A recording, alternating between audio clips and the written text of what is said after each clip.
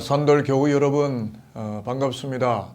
이 시간에는 아모스서 개관에 대해서 여러분들에게 알려드리겠습니다.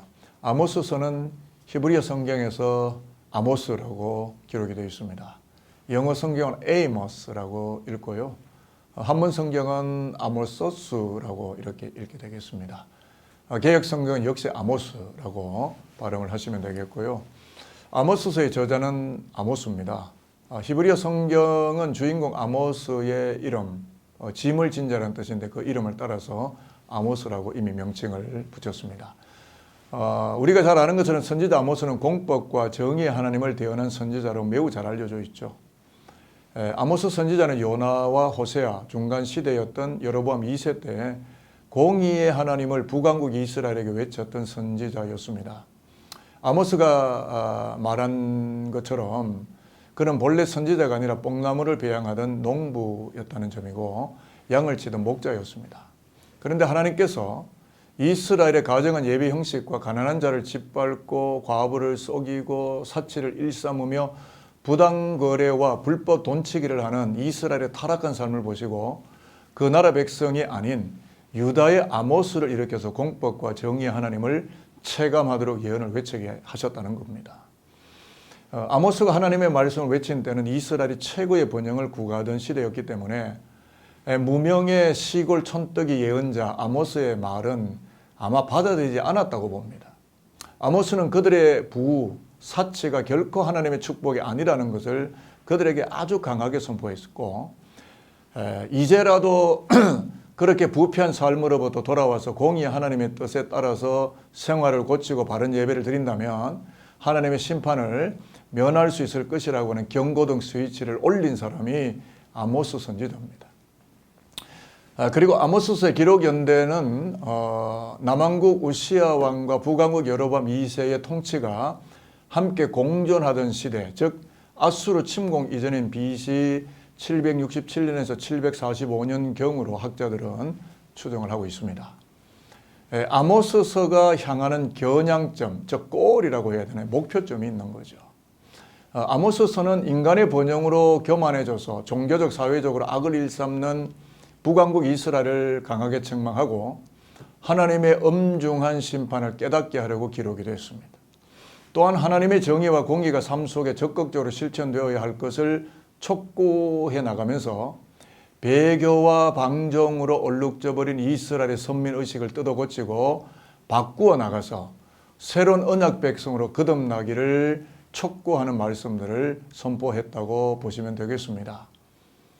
아모스가 무슨 이야기를 했느냐 하면 시간만 낭비하는 종교의식들, 정의와 영적 헌신 없는 종교적 열정들, 부정직한 상업성들을 징계할 것을 선포했는데 이런 아모스의 메시지는 오늘날 경제적, 정치적, 종교적 번영을 누리고 있는 대한민국 땅에 살고 있는 우리들에게도 매우 중요한 메시지로 들려온다고 생각합니다.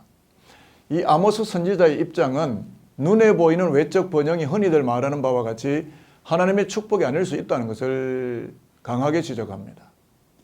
즉 물질적으로 안락한 삶 가운데 안일해지기 쉬운 언약 백성들을 향해서 하나님이 바라고 원하시는 것은 바른 마음으로 드려지는 예배인과 동시에 공법과 정의를 기초로 해서 살아가는 진실한 신앙생활에 놓여 있다는 이야기를 합니다.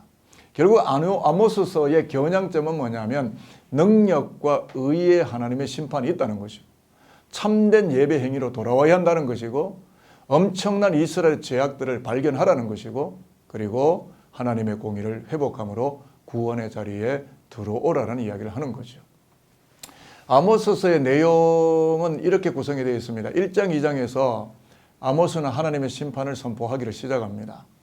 이스라엘의 심판을 선언하기에 앞서서 아모스는 주변의 6국가인 다메섹 또는 가사, 두로, 에돔 또는 암몬, 모압 이런 나라들과 유다 그리고 이스라엘이 임할 하나님의 심판을 선언하게 되는데요.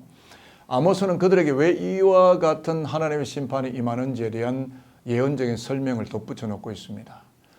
그리고 3장에서 6장까지는 아모스가 이스라엘에게 임하게 될 하나님의 심판의 이유에 대한 설명을 하고 있는데 이스라엘의 평화와 번영의 외적 모습이 지금 있고 종교적인 부흥도 있습니다. 그러나 이러한 정치적, 경제적, 군사적 그리고 종교적인 번성과 부흥이라는 것이 외형적이며 인간의 모습이지 하나님의 뜻 안에서 하나님의 기뻐하심의 모양대로 이루어진 것이 아니라고 그 폐부를 찌르고 있습니다.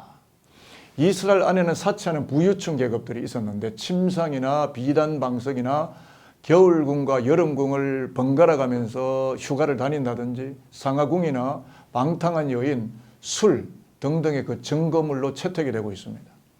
그래서 아모스는 하나님의 심판의 이유를 반드시 설명을 했고 이스라엘이 애곡을 하고 회개해야 된다고 외치는 겁니다. 그리고 마지막 7장에서 9장까지 하나님은 아모스를 통해서 5가지 환상을 보여주셨는데 황충의 환상, 그리고 불, 다림줄, 여름실과 한 광주리 환상과 최후 심판에 관련한 환상들이 등장합니다. 하나님은 이 환상들을 통해서 하나님의 징벌이 패역한 이스라엘에게 임하게 될 것을 알려줌과 동시에 지금이라도 눈물을 흘리며 회개할 때에 뜻을 돌이키시는 긍휼의 하나님이신 것을 저들로 하여금 보여주게 하고 있다는 거죠. 자, 하나님이 이스라엘의 불신앙으로 심판하시고 멸하실 때에도 이스라엘의 남은 자, 곧 하나님의 뜻대로 행하고자 하는 자들을 불법한 자들과 함께 역사 속에 멸망하도록 유기하거나 버려두지 않으시고 구원해 가시는 공의의 하나님이시라는 하나님의 그 영적인 성품과 그 얼굴을 알려주고 있다는 점이죠. 자, 그 다음에 이제 말씀드릴 부분은 아모스의 혈점입니다. 한의학에서도 혈점을 찌르면 피가 돌고 생명이 살지 않습니까? 이스라엘을 살리는 혈점, 공의입니다. 공의는 곧 구원으로 통했는데 공의를 회복하여 구원을 받으라는 겁니다. 최초의 문서 예언자로 알려진 아모스는 본래 남왕국의 덕우와 출신입니다. 그런데 북왕국으로 가서 하나님의 말씀을 선포하는데 그때가 여로보암 2세 통치 시대였습니다. 여로보암 2세는 정치적으로나 경제적으로 크게 성공한 왕인데 그 당시 아수르와 시리아의 세력이 약화된 것을 알고 있었고 그래서 요나가 예언했던 것처럼 하맛 어귀에서부터 아라바 바다까지 넓은 영토를 회복했었습니다. 이것은 그 당시에 남왕국의 영토와 합산할 경우에 다윗, 솔로몬 때 통일 왕국의 영토와 맞먹을 정도로 넓은 땅을 보유했다는 겁니다. 자, 그러니까 이러한 영토의 확장은 국력의 증대와 활발한 대외 무역을 가능하게 했던 것이고 결과적으로는 경제적인 번영을 가져다 주었겠죠. 그러나 여로보암 2세 시대에 이루어졌던 이러한 경제적인 번영은 모든 국민들에게 골고루 분배되지 못했습니다. 오히려 경제 성장의 열매는 소수의 지배계층이 독점 자본을 형성하고 있었다는 겁니다. 그 결과 빈익빈 부익부 현상은 만연하게 되었고 지배계층은 정치적인 안정과 경제 성장을 배경으로 해서 사치와 향락에 몰두하는가 하면 가난한 백성들을 크게 억압하고 짓밟았다는 점입니다. 그래서 하나님은 목자 출신이었던 아모스를 예언자로 불러냅니다. 그리고 아모스는 왕족을 중심으로 하는 지배계층이 하나님의 법을 무시하고 일반 백성을 착취하고 억압하는 소위 이른바 공의부재의 현실을 통렬하게 비판하는 겁니다.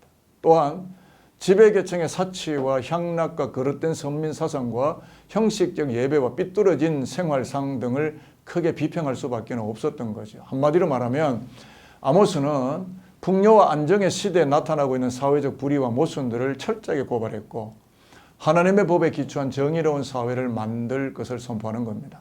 뿐만 아니라 그는 불의와 부정에 사로잡혀 있는 지도자 계층과 일반 백성들에게 하나님의 무거운 심판을 선고하기에 이르렀던 것이죠. 결국 이스라엘이 살아나는 구원의 혈점은 공의를 회복하는 겁니다.